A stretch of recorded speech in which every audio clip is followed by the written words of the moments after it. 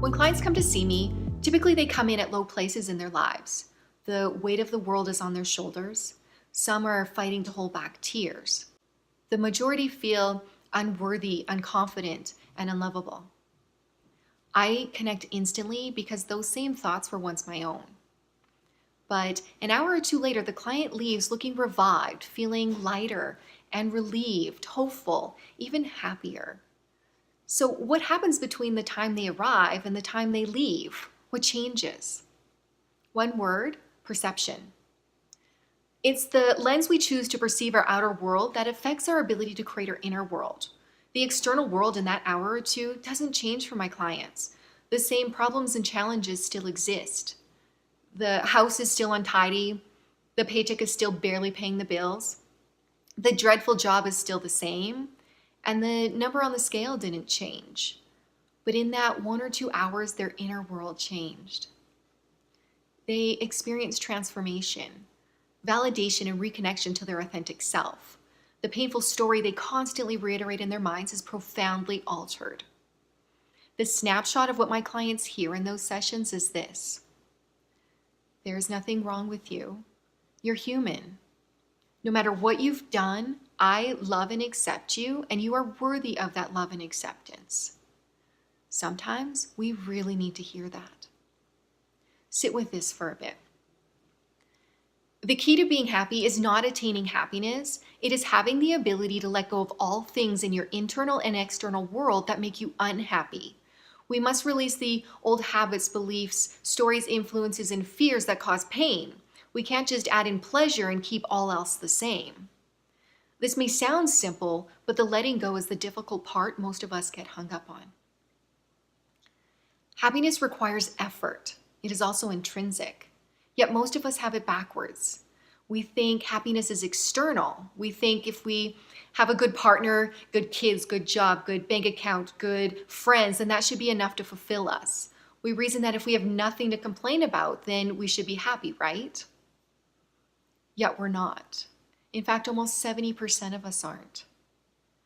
We chase happiness up the block and down the street, all in a futile attempt to find it. My question is, why are we so unsuccessful finding it? Because we're not incompetent creatures. Here's the key. First off, that was a trick question in case you didn't notice. Secondly, the reason people do not find happiness is because it is not something to be found. Happiness is an effect. Let that absorb in for a second. Most of us see happiness as something to be attained, like a carrot dangled in front of us out of arm's length. We think, when I get that job, when I get that raise, or I find that husband or wife, when I graduate, when I finally lose those last 10 pounds, then I'll be happy. But it doesn't work that way. Let me paint a picture.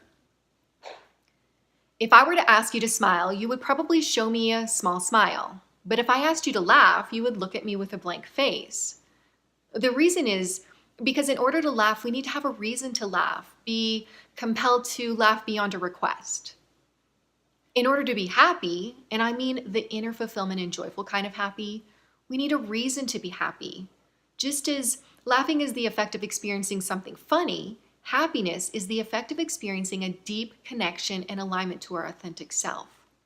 And to align, we must release all that is inauthentic, which causes unhappiness. So, attaining that perfect job that we think will make us happy is only half of the equation of happiness. Now let that sink in for a moment. The problem is that there is no instinct or tradition or cultural norm which explicitly dictates what to do when we feel unhappy. Currently, there is no mandatory course we all take to accomplish happiness and become proficient in the art of being truly happy. With the absence of suitable instruction, we end up saying, I'm happy enough, then do nothing and settle, or we imitate others who have not figured it out. We miss the opportunity to live within our full potential. According to the Harris Poll Happiness Index, 8 out of 10 people will tell you they are happy even though they aren't. That means that only 2 out of 10 of us are actually admitting to others that we're unhappy. That number may seem very low, but not surprising because admitting unhappiness tends to create shame. And the number one thing that kills happiness is isolation. If we can't admit to others we are unhappy, then we choose to live in isolation, which destroys the potential to create happy. The problem is that when we talk about happiness, typically we want the sunshine and rainbows. We don't want to talk about the serious, heavy kind of stuff. But I do. I personally lived in isolation for over 2 decades. Every night I would fall asleep to that negative voice in my head resounding lack of self-worth. Christine, you are a failure, a reject, a disappointment, a waste of space. Then I'd fill my emptiness with bags of chips, glasses of wine, and hours upon hours of mindless TV. I'd plead with the universe to take my life because I didn't have the courage to do it myself. I wanted my mental anguish and suffering to end.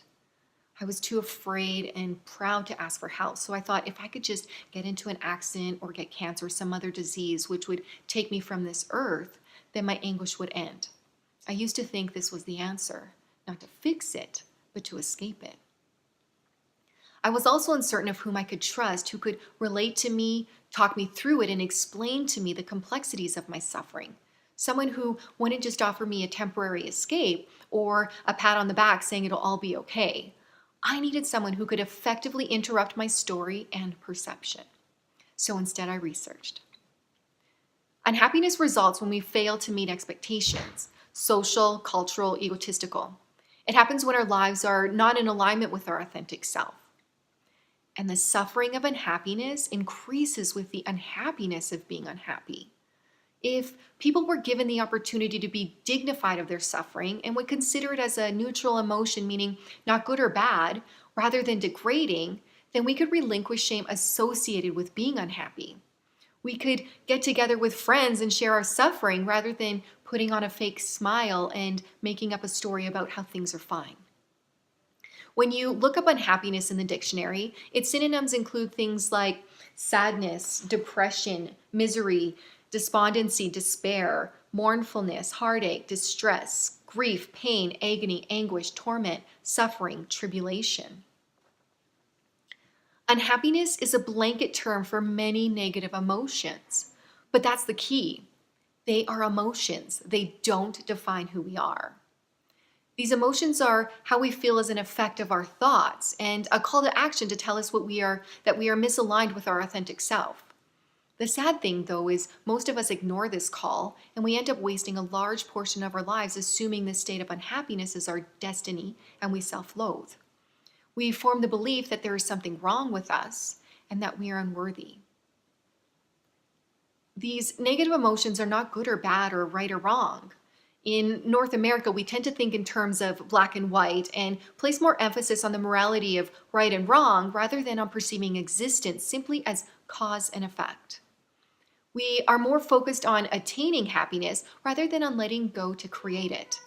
We live within limitations of rules and answers rather than having freedom to question and experiment. We've also made public humiliation a form of frivolous entertainment.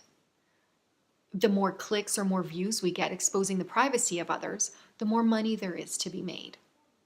The more extreme the humiliation, the more laughs we get at someone else's expense.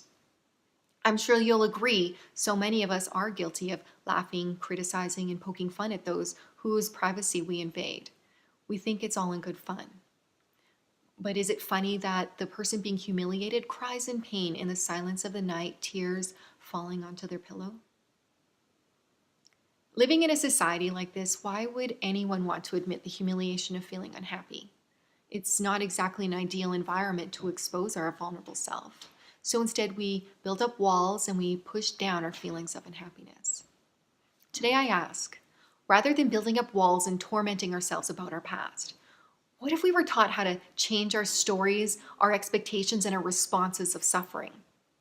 What if unhappiness wasn't linked with the terms illness or failure or reject or some other negative label? What if we just said, I'm unhappy, I'm human, and I'm normal? What if we actually embraced our truth like a badge of honor or a call to action? What if we didn't publicly humiliate or judge people who felt unhappy because of mistakes they made and instead offered compassion and support? Mistakes are really just choices with an adverse effect for which we did not have 20/20 vision.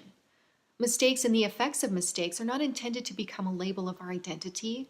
They are not wrong, but only an effect. Most importantly, mistakes contain valuable lessons. Even mistakes like cheating on a partner, losing money on a bad business decision, talking behind a friend's back, struggling to pay bills, flunking out of school, emotionally overeating.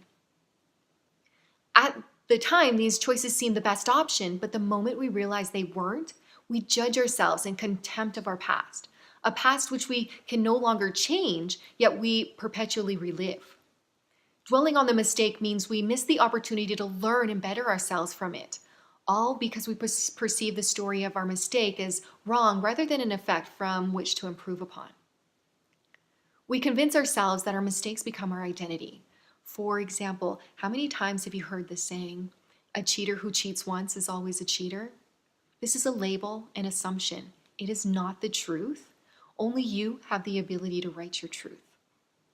A question I pose is this: does a person who made mistakes ever get to forgive themselves, or are they destined to always be the cheater, the failure, the dropout? Think on that for a moment. Those of us who struggle to forgive ourselves end up thinking we can't ever be fully loved. Only the so-called good parts of us can. This leads to unhappiness because it means we are disconnected from our authentic self, unable to freely be who we truly are. Very few of us feel we deserve to be loved completely naked, exposed of all our truths, including our mistakes, our failures, and rejections. So we hide and we keep those truths to ourselves as it eats away at us each day, more and more taking away our dignity and worth.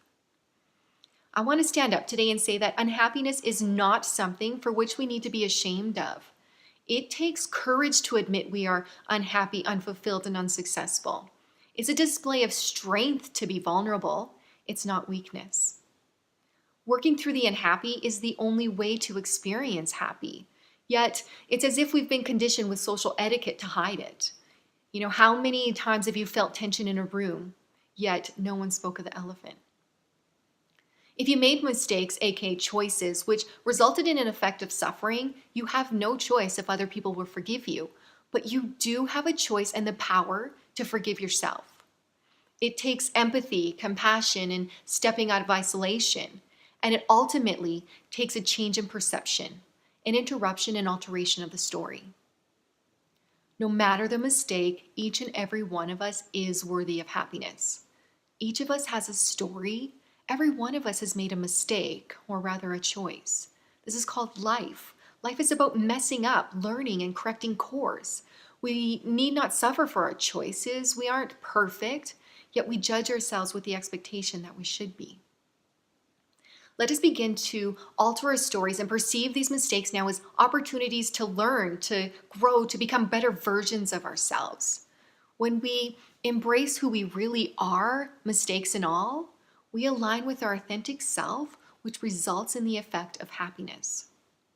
I'll leave you with this. Please do not judge others just because they make a mistake differently than you. Together, let's create a nation of compassion where we embrace happiness. And finally, let us remember this. In order to be truly happy, one needs to learn how to acknowledge and let go of anything unhappy first. I wanted to share this message with you today so you could appreciate where my passion to intimately understand happiness came from. Fueled with this passion, I researched, trialed and errored, and soul searched until I discovered my answers to create happiness.